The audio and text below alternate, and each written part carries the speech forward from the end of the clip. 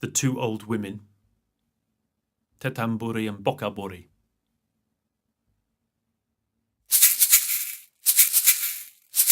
Tetamburi, aha! Bokaburi.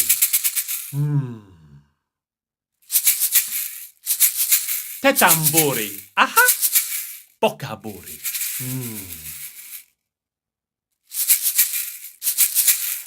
Tetamburi, aha! Bokaburi. There were once two sisters, Tetamburi, clever sister, aha! And Bokaburi, foolish sister. Tetamburi and Bokaburi shared three things. They shared one blanket. They shared one cow. And they shared one mango tree. Aha! Sister, I will have the blanket during the night, and you will have the blanket during the day. Aha! Very well, sister. Bokaburi only had the blanket during the day when the sun blazed down. But at night when it was cold, she had to give the blanket to her clever sister.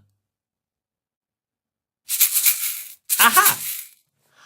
I will have the back end of the cow, and you will have the front end of the cow. Aha! Very well, sister. Bokaburi, foolish sister, had to feed the cow and water the cow, while clever sister came along and milked the cow and made yogurt and butter. Bokaburi was hungry.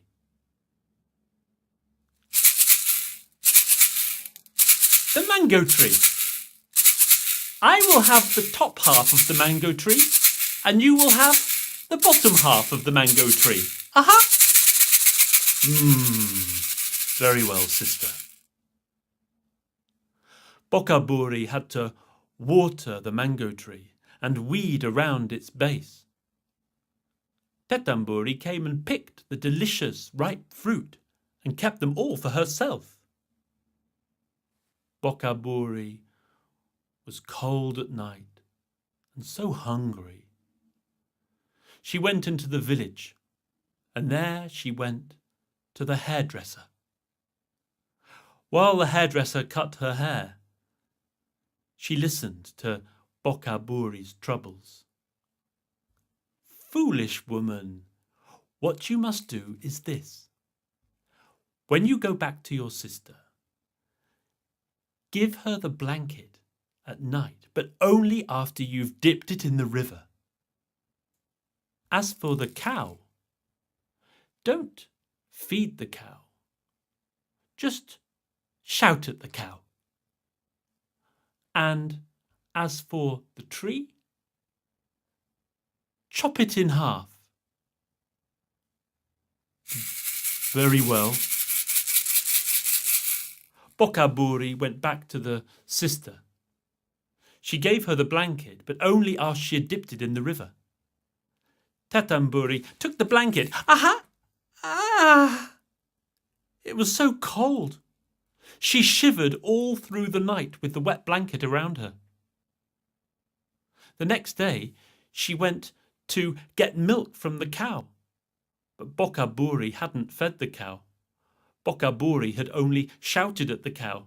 And when she tried to milk the cow just kicked Tetamburi. Ah! Now, Tetamburi went to pick mangoes from the tree, but when she got there stood Bokaburi with an axe in her hands, about to chop the tree in half. What are you doing, sister? Oh, said Bokaburi, I am going to cut the tree in half. I am going to chop my half from your half. No, said the sister. What can I do to stop you? Go and talk to the hairdresser. Tetamburi went to the hairdresser. The hairdresser had no sympathy. I will not help you. But why don't you ask the rest of the community?